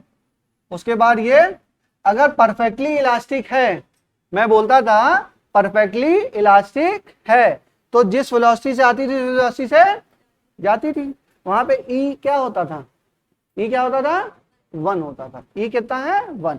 ये u वेलोसिटी से आ रही है, कौन सी है वेलोसिटी ऑफ अप्रोच। भाई ये तो सरफेस है, ये तो स्टेशनरी है ना, ये सरफेस क्या है स्टेशनरी। तो u1 माइनस क्या करूं 0, u1 माइनस 0। और यहाँ पे क्या बोलूं, ये कौन सी वेलोसिटी v2 और v1 कौन सी इसकी, ये सरफेस भी क्या है स्टेशनरी। तो ये क्या हो जाएगा E u1 बराबर v2, या यहाँ पे हम कह सकते हैं इसको v मान लेते हैं। तो EU बराबर क्या v, EU बराबर v। जो वेलोसिटी है इनिशियल वेलोसिटी आ रही है और ये क्या हो रही है, ये वेलोसिटी से जा रहा है, यानी कि फाइनल वेलोसिटी v बराबर क्या हो जाएगा v बराबर EU, v बराबर EU। और अगर परफेक्टली इलास्टिक कंडीशन है या इलास्टिक कंडीशन है, E बराबर क्या E बराबर 1, तो वेलोसिटी क्या होगी बराबर, ठीक है। अगर E बराबर क्या है इन इलास्टिक, तो E क्या होगा 0 से 1, तो वेलोसिटी क्या होगी U से छोटी होगी बताओ वेलोसिटी क्या होगी U से छोटी होगी ना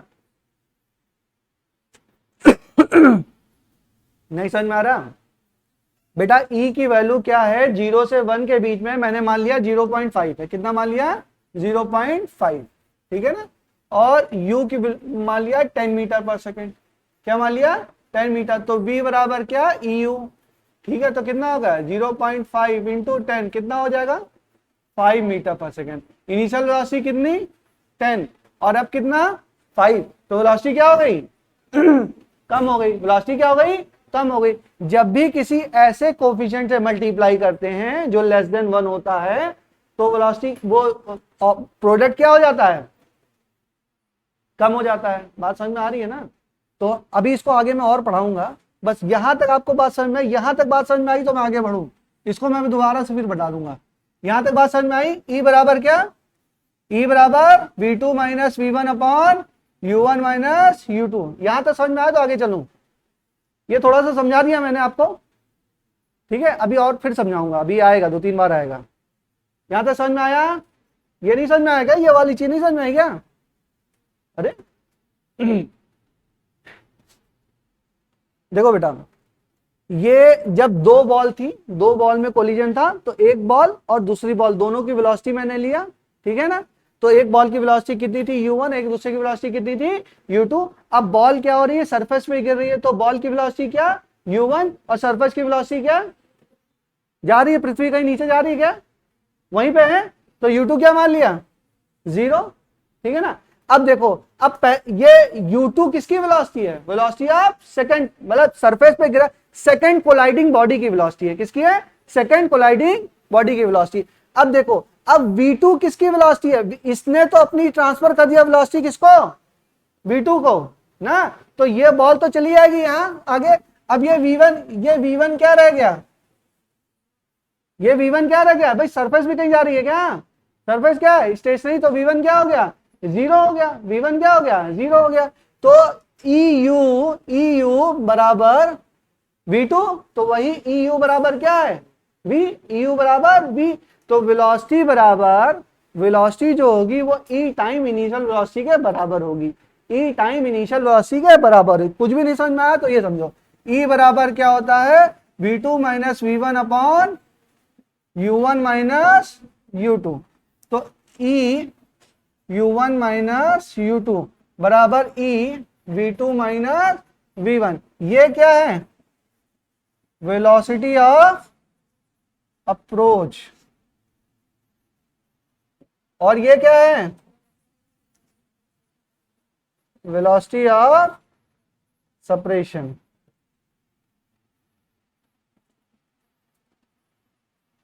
बोलो किस वेलोसिटी से आ रहा है, किस वेलोसिटी से आ रहा है, बोलो अप्रोच, बोलो किस वेलोसिटी से आ रही है u, वेलोसिटी ऑफ सेपरेशन बोलो किस वेलोसिटी से आ रहा है v। क्या अब समझ में आया, अब भी नहीं समझ में आया, अब सही है, चलो। वेलोसिटी ऑफ अप्रोच, अप्रोच किस वेलोसिटी से अप्रोच कर रहा है सरफेस पे u, किस वेलोसिटी से जा रहा है v। बस हो गया, खत्म कहानी। क्या कौन सी ज्यादा होनी चाहिए, v की ज्यादा होनी चाहिए, क्यों, v बराबर EU, और अगर E की वैल्यू 0.5 और U की वैल्यू 10 मीटर पर सेकेंड, तो V बराबर कितना आया 0.5 इंटू 10, कितना हो बेटा 5 मीटर पर सेकेंड। अब बात समझो, ध्यान से समझो बेटा, जब E बराबर 0.5 है तो कौन सा कोलिजन है, कौन सा कोलिजन है, इनइलास्टिक, इनइलास्टिक। इनइलास्टिक में E क्या होता है 0 से लेके 1 के बीच में होता है, मैंने कितना ले रखा है 0 पॉइंट, तो 0 से 1 के बीच में है। और जब ये होगा तो काइनेटिक एनर्जी क्या होगी बेटा, लॉस होगी। तो इनिशियल में काइनेटिक एनर्जी ज्यादा कि फाइनल में काइनेटिक एनर्जी ज्यादा, इनिशियल में। क्या मास चेंज हो रहा है, मास तो वही है, ठीक है। तो इनिशियल वेलोसिटी ज्यादा कि फाइनल वेलोसिटी ज्यादा, इनिशियल। तो इनिशियल वेलोसिटी ज्यादा है कि नहीं है, फाइनल वेलोसिटी कम है कि नहीं है, और जो वेलोसिटी हुई गई कहां, लॉस हो गई। बात समझ में आ गई अब। अच्छा, अब परफेक्टली इलास्टिक कंडीशन मान लो, परफेक्टली इलास्टिक, या उसको इलास्टिक ही बोलते हैं। अगर वो कंडीशन माना तो E बराबर क्या हो जाएगा 1 हो जाएगा, तो V बराबर कितना 10, खत्म हो गई। बात समझ में आ गई अब, आ गया भाई, अभी भी कंफ्यूजन है बताओ, ठीक है। चलो नोट कर लो इसको।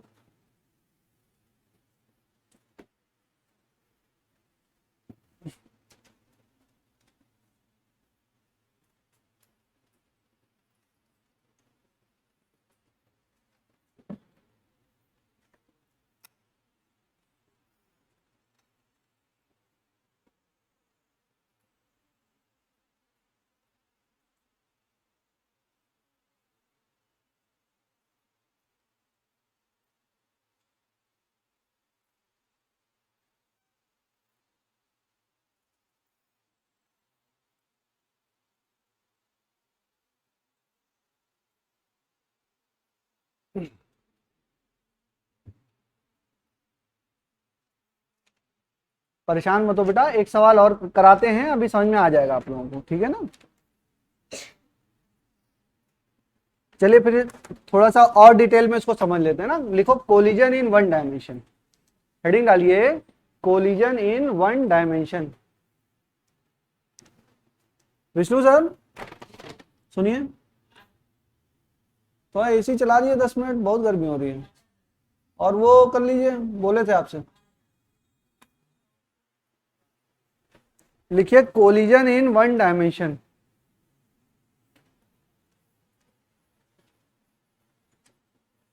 अच्छा, जिसको भी नहीं समझ में आया ध्यान से समझिए, कोलिजन इन वन डायमेंशन।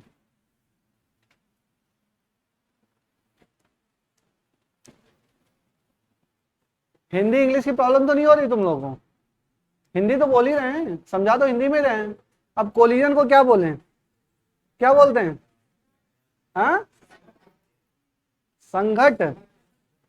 बताओ कितना टफ है बोलना। कोलिजन बोलो तो एक बार में फ्लो में कोलिजन निकल गया, आप संघट बोलना है तो मुझे ही 2 बार में बोलना पड़ रहा है। It's Hindi is very tough ना। हाँ, इसीलिए इंग्लिश बोलो।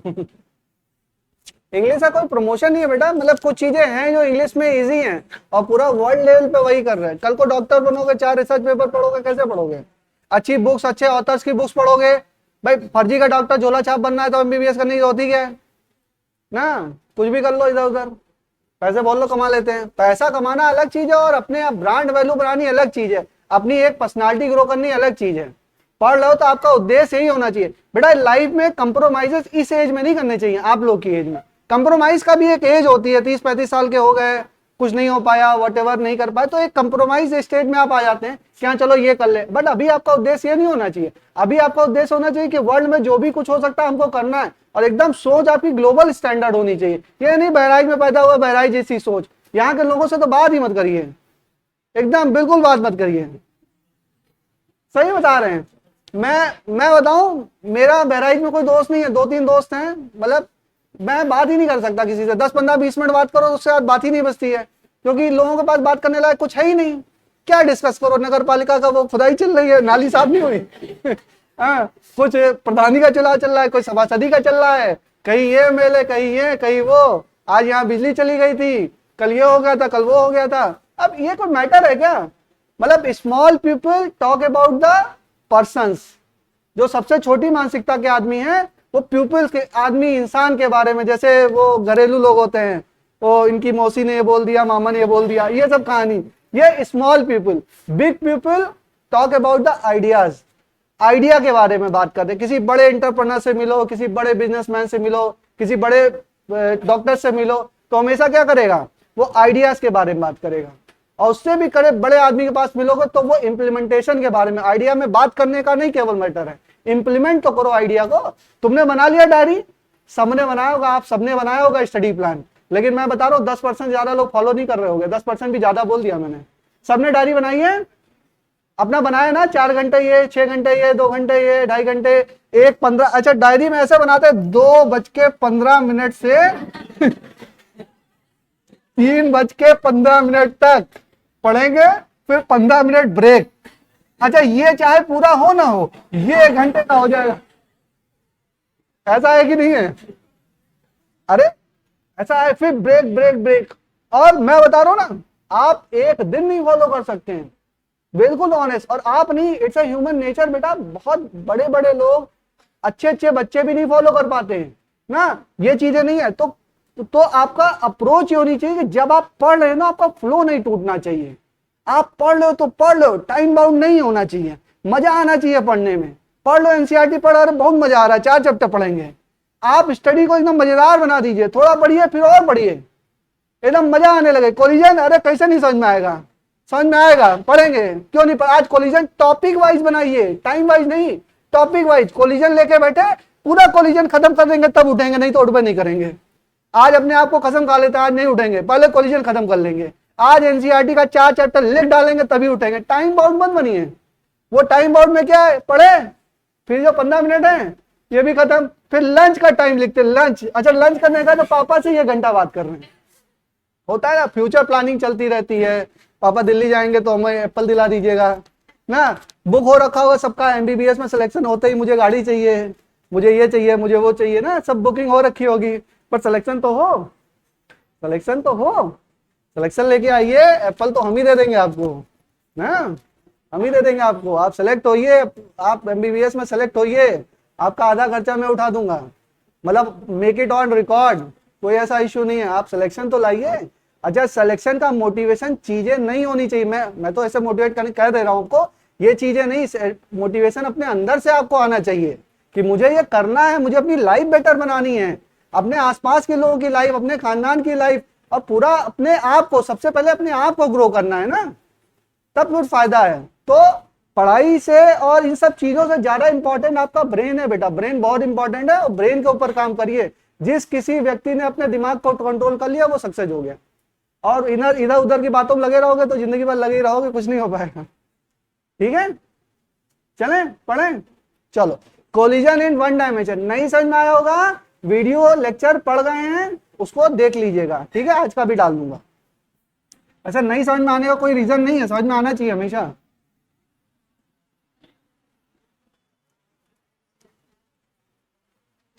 चलिए अब ध्यान देंगे, collision in one dimension, collision in one dimension, चलिए क्या मतलब है इसका।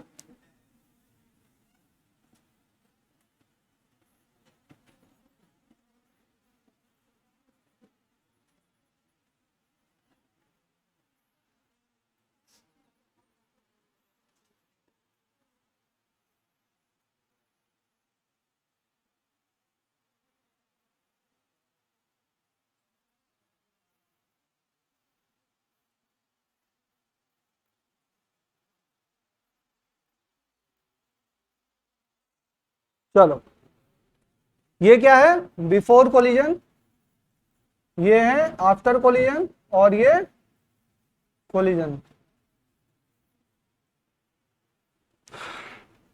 Before collision, after collision and collision. यहां पे क्या है बेटा, देखो u1 is greater then u2 and v2 is greater then v1, समझा दिया मैंने आपको क्यों होता है, ठीक है, अभी और समझाएंगे। देखो E बराबर क्या होगा, what is E,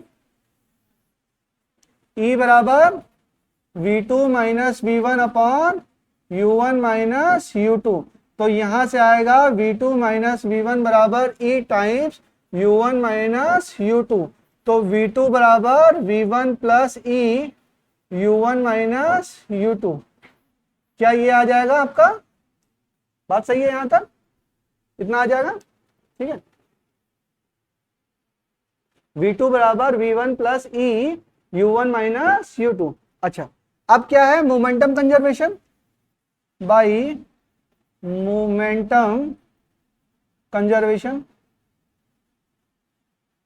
momentum conservation क्या कहता है हमसे, इनिशियल मोमेंटम बराबर फाइनल मोमेंटम, क्या लिख सकते हैं, m1 u1 plus m2 u2 बराबर क्या, m1 v1 plus m2 v2। अच्छा v2 लिखो, माइनस v2 लिखो, कन्वेंशन क्या मानो, अच्छा मैंने सब पॉजिटिव इसीलिए मान रखे हैं, मैंने देखो ध्यान से, पॉजिटिव पहले मान रखे हैं ना, पॉजिटिव डायरेक्शन में मान रखे हैं, इधर का डायरेक्शन क्या है पॉजिटिव, और कुछ निगेटिव होगा तो अपने आप आएगा, हमसे मतलब नहीं है, हमसे मतलब नहीं है, वो हम निकाल लेंगे, निगेटिव होगा अपने आप आएगा।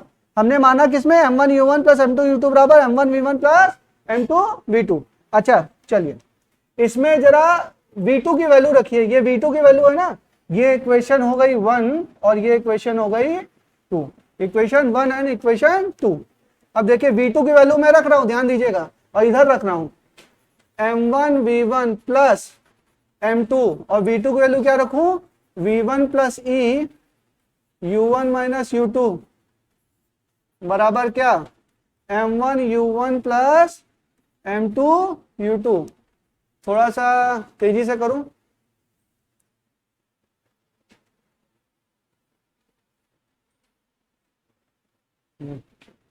प्लस m1 v1, हाँ ये देखो m1 v1 plus m2 v2, यहाँ पे क्या कॉमन आ जाएगा, v1 कॉमन आ जाएगा, और इस वाले टर्म को क्या करूं मैं, इधर लेके जाऊं, तो इसमें कौन क्या चीज मल्टीप्लाई हो रही है बेटा, इसमें m2 क्या कर रहा है, मल्टीप्लाई हो रहा है, तो मैं बोलूंगा m1 u1 plus M2U2 minus M2E U1 minus U2 upon M1 plus M2। ये किसकी वैल्यू आ जाएगी? ये वैल्यू आ जाएगी V1 की। यहां पे इतना बड़ा सा लग रहा है, सवाल करोगे तो जब सॉल्व करोगे ना अपने आप हो जाएगा। एक प्रोसेस आपको बता रहा हूं कि करना कैसे है। आ जाएगा नहीं आ जाएगा? यहां से ये स्टेप समझ पाए? एग्जॉस्ट सर बंद कर दीजिए, एसी चल रहा है थोड़ा। नूर जरा एग्जॉस्ट बंद कर दो बेटा, लास्ट में बैठे हो तो कुछ ना कुछ काम बताएंगे। हाँ बेटा बता रहे हैं, देखो यहाँ पे M1U1 प्लस M2U2 बराबर M1V1 प्लस M2V2। सबको समझ में आया? ध्यान से देखिए सब लोग, सबको समझ में आया? Conservation of momentum with sign convention. U सारे वेलोसिटी कैसे में नहीं माना है? पॉजिटिव एक्स डायरेक्शन में माना है। ठीक है, अब ये वाला टर्म इधर ले आओ, इसको मैंने इधर लिख दिया M1U1 प्लस M2U2। उधर वाला टर्म देखिए M1V1 है ना, तो M1V1 लिखा, फिर क्या लिखा? M2, और M2 किससे मल्टीप्लाई हो रहा है? M2 V1 M2 V2 है ना, V2 की जगह मैंने क्या रख दिया? V2 की जगह V1 plus E U1 minus U2। V1 plus E U1 minus U2 रख सकते हैं कि नहीं रख सकते हैं? अब देखो M1 V1 plus M2 V2 में क्या कॉमन आ रहा है? बोलो, V1 कॉमन आ रहा है तो क्या हो जाएगा? M1 plus M2। करें क्या? नहीं हो पा रहा है, नहीं समझ में आ रहा है? चलो रुको रुको, तुम लोग को कंफ्यूजन हो सकता है, समझ ये समझ में आया सबको? ठीक है, अब देखिए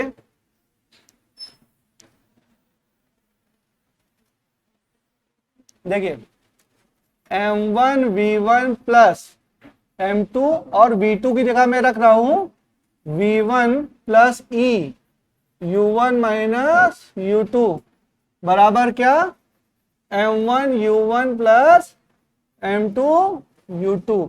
यहां पे देखो M1 V1 plus M2 V1 plus M2 E U1 minus U2 बराबर क्या?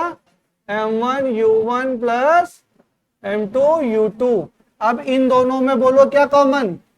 इन दोनों में V1 कॉमन, तो M1 प्लस M2 V1, और उस इस वाले टर्म को मैं इस साइड में लेके जा रहा हूं, तो हो जाएगा M1 U1 plus M2 U2 minus of E को इधर लिख लो M2 U1 माइनस U2। ठीक है, तो V1 क्या हो जाएगा? M1 U1 plus M2 U2 minus E M2 U1 minus U2 upon M1 plus M2। Note down.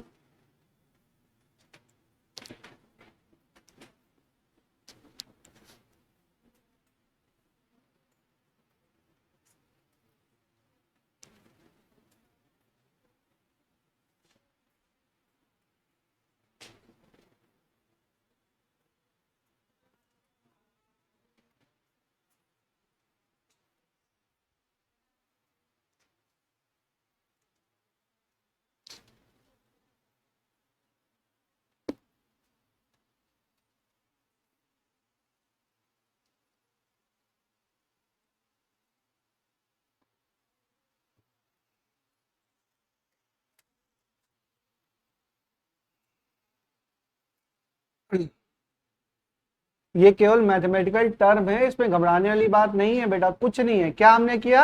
एक ई लिख लिया, दूसरा क्या लिखा? मोमेंटम कंजर्वेशन लिख लिया, उसी को मैनिपुलेट करके निकाल दे रहे हैं। अच्छा, अब V1 आ गया तो V1 की वैल्यू यहाँ पे रखे V2 भी निकाल सकते हो, निकाल सकते हो, निकाल लेना, कोई बहुत ज्यादा जरूरत नहीं उसको निकालने की। सवाल आएगा तो क्या लिखना है हमको?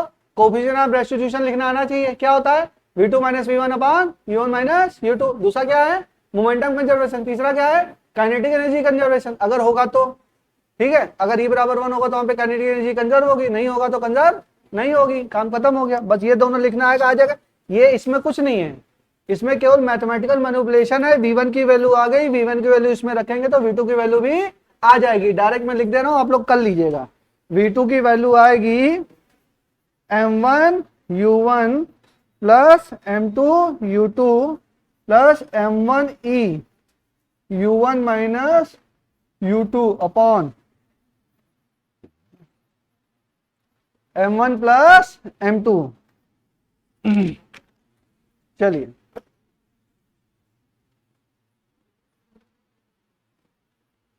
हो गया बच्चों। एक प्रोसेस है, बताने के लिए मैंने आपको समझा दिया, कुछ नहीं है इसमें। आपको कोफिशिएंट ऑफ डिस्ट्रीब्यूशन लिखना, अभी सवाल कराऊंगा ना तो लगेगा कि इनका कुछ यूज ही नहीं है ना, लेकिन इसको करना आना चाहिए, क्वेश्चन लिखना आना चाहिए, ठीक है। एक मोमेंटम कंजर्वेशन, दूसरा क्या लगा, कोफिशिएंट ऑफ डिस्ट्रीब्यूशन, वो नहीं है तो काइनेटिक एनर्जी क्या होगी, कंजर्व होगी। अब नेक्स्ट लिखिए स्पेशल केस, जल्दी नोट करो। हो गया, बताओ बेटा, हो गया, नोट करो इसको। नहीं दिख रहा है, दिख रहा है बेटा?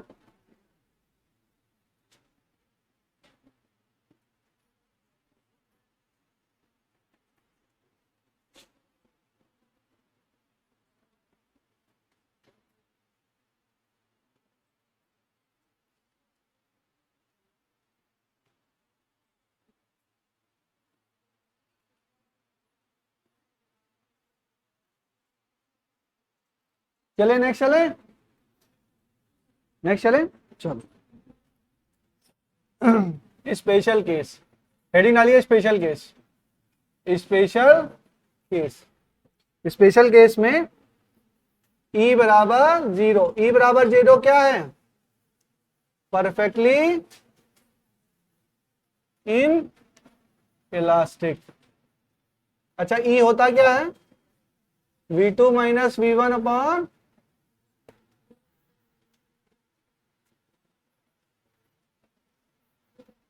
E बराबर V2 minus V1 upon U1 minus U2। तो 0 बराबर क्या, V2 minus V1 upon U1 minus U2।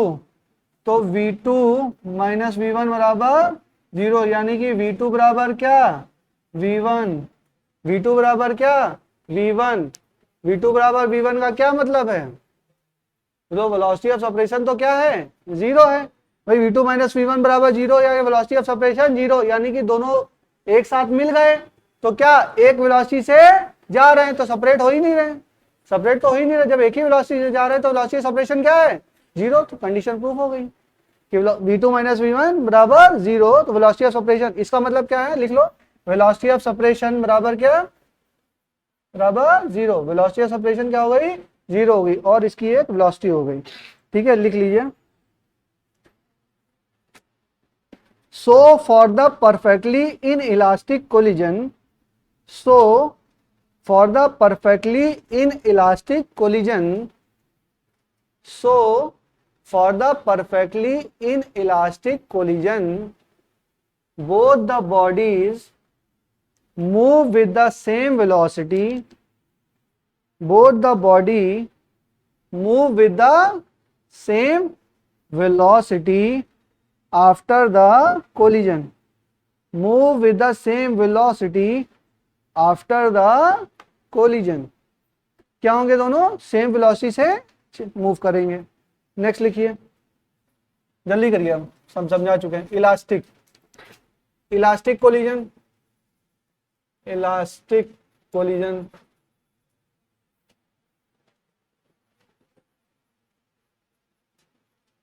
Elastic collision में क्या होगा, E बराबर 1।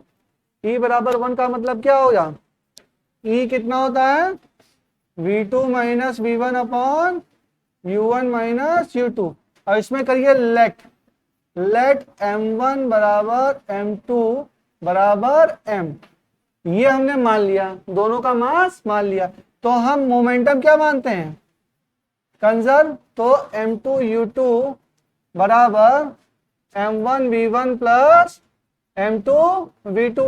और अगर M1 बराबर M2 बराबर M है तो यहाँ पे क्या होगा, U1 प्लस U2 M बराबर M V2 माइनस, अरे बराबर M V1 प्लस V2।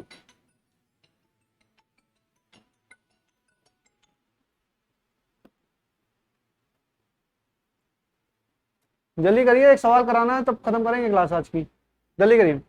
ये हो गया, तो यहां से क्या हो जाएगा, u1 प्लस u2 बराबर v1 प्लस v2।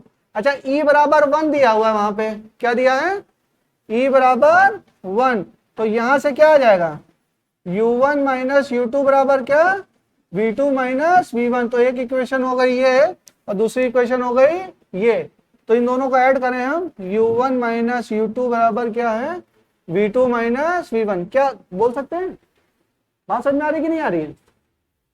e बराबर 1 है तो ये क्या हो जाएगा, v2 माइनस v1 बराबर u1 माइनस u2 हो गया। और यहाँ पे कंजर्वेशन ऑफ मोमेंटम लगा सकते हैं, एक इक्वेशन ये इक्वेशन है, दोनों को ऐड किया क्या हो जाएगा, ये कट जाएगा और क्या कट जाएगा, ये वाला इसके साथ कट जाएगा, तो क्या हो जाएगा, 2u1 बराबर क्या, 2v2, यानी कि v2 बराबर क्या, v2 बराबर u1, v2 बराबर क्या आ जाएगा, u1, और v2 बराबर u1 आ गया तो किसी फॉर्मूले में रख दो, u1 प्लस u2 बराबर v1 प्लस क्या, u1। तो यहां से u1 और u1 कटा तो v1 बराबर क्या आ जाएगा, u2, v1 बराबर क्या आ जाएगा, u2। यहां से इसको लिख लो, मैं समझा रहा हूं।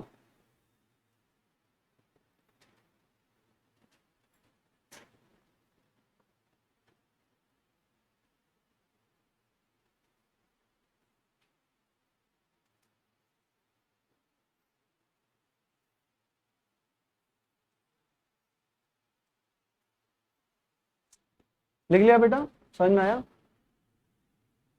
लिख लो सब लोग, नोट कर लो, फिर ढंग से समझाता हूं। नोट कर लीजिए सब लोग। देखो मैंने आप लोग को बताया कि ये बॉडी है और ये बॉडी है, ये कितनी वेलोसिटी से u1, ये कितनी वेलोसिटी से u2।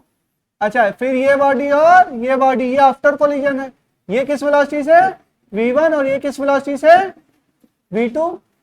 बात समझो, अगर इलास्टिक कोलिजन है और मासेस क्या है, इक्वल है, कंडीशन जानिए, मासेस क्या है, इक्वल है, मास मैंने इक्वल कर दिया, तो देखो ये बॉडी पहली है, इसको ए मान लो, इसको बी, और इसको ए, इसको बी, और सेम मास के हैं, एम एम एम और एम।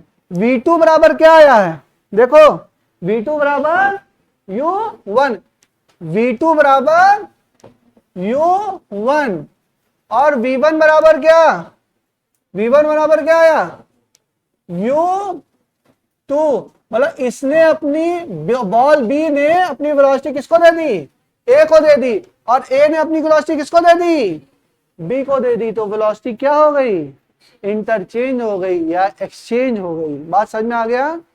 फॉर्मूले में देखो कुछ ऐसा चीज तो नहीं कि जो नहीं समझ में आ रहा, आपने छोड़े सर, आपने क्या किया, momentum conservation, as simple as that. सबको पता है मोमेंटम कंजर्वेशन, पता है, ऐसा नो, तेज बोलो, समझ में आ रहा ना। अच्छा, कोफिशिएंट ऑफ रेस्टिट्यूशन मैंने आपको बता दिया, यही लिखना है, गलत मत लिखना।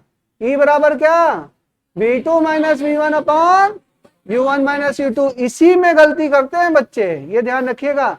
अब आपको पता होना चाहिए कि v1 v2 और u1 u2 क्या है, तो आपके दिमाग में ये कन्वेंशन होना चाहिए, भाई v1 क्या है, v2 क्या है, कौन सी डायरेक्शन में है, पता तो हो। तो ये फॉर्मूला क्लियर है, उसमें भी पता करने का कुछ नहीं है। एक पॉजिटिव डायरेक्शन में आपको मानना है, कन्वेंशन तो क्या मानेंगे, नेगेटिव में थोड़ा ना मानेंगे। बुक्स में दिया हुआ थोड़ा कंफ्यूजन, कहीं इधर मान लेते कहीं उधर मान लेते, वो नहीं करना है। एक सिंपल चीज लेके चलनी है, पॉजिटिव एक्स डायरेक्शन में सारी वेलोसिटीज मान ली। उसके बाद हमने ई बराबर क्या किया, velocity of separation upon velocity of approach, velocity of separation v2 minus v1 upon u1 minus u2। और दूसरा क्या किया, मोमेंटम कंजर्वेशन किया। अगर सेम मास के हैं, अगर सेम मास के हैं, कोलाइड करते हैं, तो बॉडी में वेलोसिटी क्या करेंगे, दोनों एक्सचेंज कर लेंगे। इसको याद रखिएगा, बड़े अच्छे अच्छे सवाल इससे होते हैं आपके। अब आप पहुंचे नीट के सवाल के ऊपर, इतनी जो कहानी बता रहा हूं ना, ये कहानी अब आई सवालों पर। अब पहुंचे आप कहां पे, अब आपका नीट का सवाल लगेगा और चुटकियों में लगेगा। अगर आपको कॉन्सेप्ट समझ में आ गया तो अब सवाल में कुछ नहीं है, ठीक है। चलिए क्वेश्चन करते हैं, एक तो क्वेश्चन कर लें तब चलें। बताइए, अब मैं ड्रॉ करूंगा कि आपके मुंह से आंसर निकल जाएगा तुरंत। ये 4 मीटर पर सेकेंड और ये 3 मीटर पर सेकेंड। बताओ,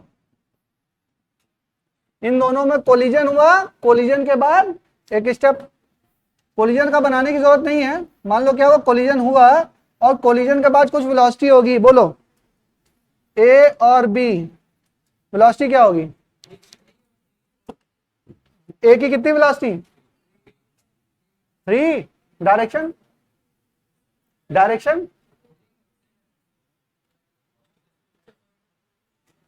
इधर होगी कि इधर होगी, इधर ही होगी, सोच लो, बोलो इधर कि इधर, अभी तो करा रहे थे तो उधर थी, बताओ बेटा, सेम होगी, निगेटिव में थोड़ा आंसर आ रहा था, V2 बराबर V1 बराबर क्या आ रहा था, V1 बराबर U2 आ रहा था कि माइनस U2 आ रहा था, U2, तो जो इसकी डायरेक्शन होगी उसी डायरेक्शन से आ रही है, कितना हो जाएगा, बोलो 3 मीटर पर सेकेंड, इसकी बोलो कितनी, 4, हो गया सवाल, हो गया खत्म, 2-4 और सवाल कर लो, और बोलो।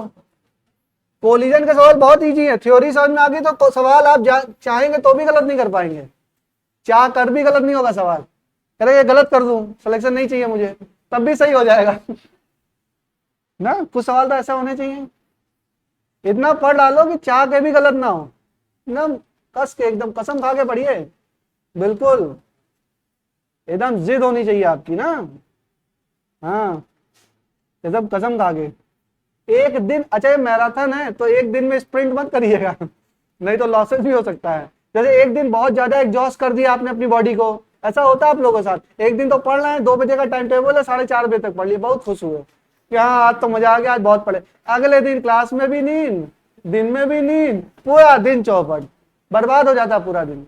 अच्छा मैं फेस कर चुका हूँ इन सब चीजों को, लेकिन बहुत अच्छे से अटैच हूँ मैं आप लोगों से, ये सब चीजें होती हैं, जैसे आप लोग जिस मतलब एज ग्रुप में है ना, हर स्टूडेंट के साथ होता है, एक दिन तो बहुत मन कर, आज मूड बहुत अच्छा, आज पूरा पढ़ेंगे, दबा के 5 बजे तक पढ़े, उसके बाद 5 बजे के बाद मैगी बनाई, चाय बनाई, खाए और सो गए, और 12 बजे उठे, क्लास में कुछ नहीं समझ में आया, नींद आएगी, सर भारी रहेगा, तो अपना शेड्यूल मत चेंज करिए, ये मैराथन है, मैराथन का मतलब होता है 3, मतलब समझ लिए 30 किलोमीटर, 40 किलोमीटर, 50 किलोमीटर की रनिंग, और जो स्प्रिंट होता है, स्प्रिंट का मतलब क्या होता है, 100 मीटर दौड़ना है, तो 100 मीटर जैसे यूसेन बोल्ट दौड़ता है, तो यूसेन बोल्ट 100 मीटर, तो 100 मीटर तो तेजी से आप दौड़ सकते हैं, आपने पूरा जोर लगाया दौड़ गए, लेकिन जब आपको मैराथन जानी है, जैसे मैराथन रनर को आप लोग देखेंगे तो धीरे धीरे धीरे धीरे दौड़ते हैं, क्योंकि क्या करना है उनको, लॉन्ग टर्म में दौड़ना है, long journey 30, 25, 50 kilometre, 100 kilometre cover करना है, हाफ मैराथन, फुल मैराथन होती है, तो मैराथन के लिए वही आदमी सक्सेसफुल है जो अपने आप की, अपनी बॉडी को कंट्रोल कर सके, ये नहीं कि एक दिन स्प्रिंट किया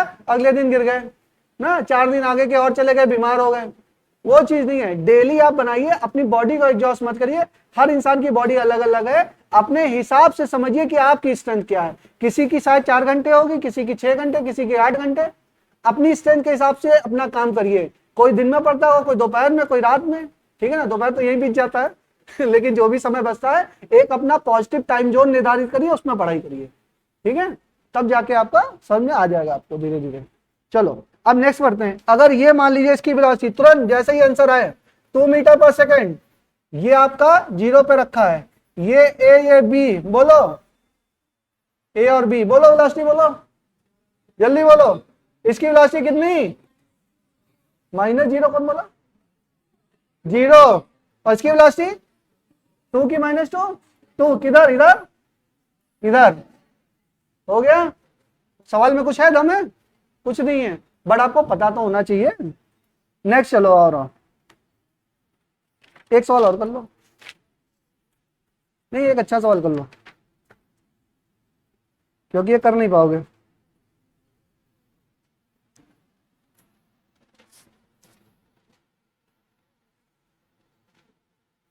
इस सवाल को कल फिर कराऊंगा, लेकिन अभी समझ लो, ए बी सी डी, ये आया u वेलोसिटी से, ये आया u वेलोसिटी से, what is the velocity of ABCD after collision, what is the velocity of ABCD after the collision, बताइए,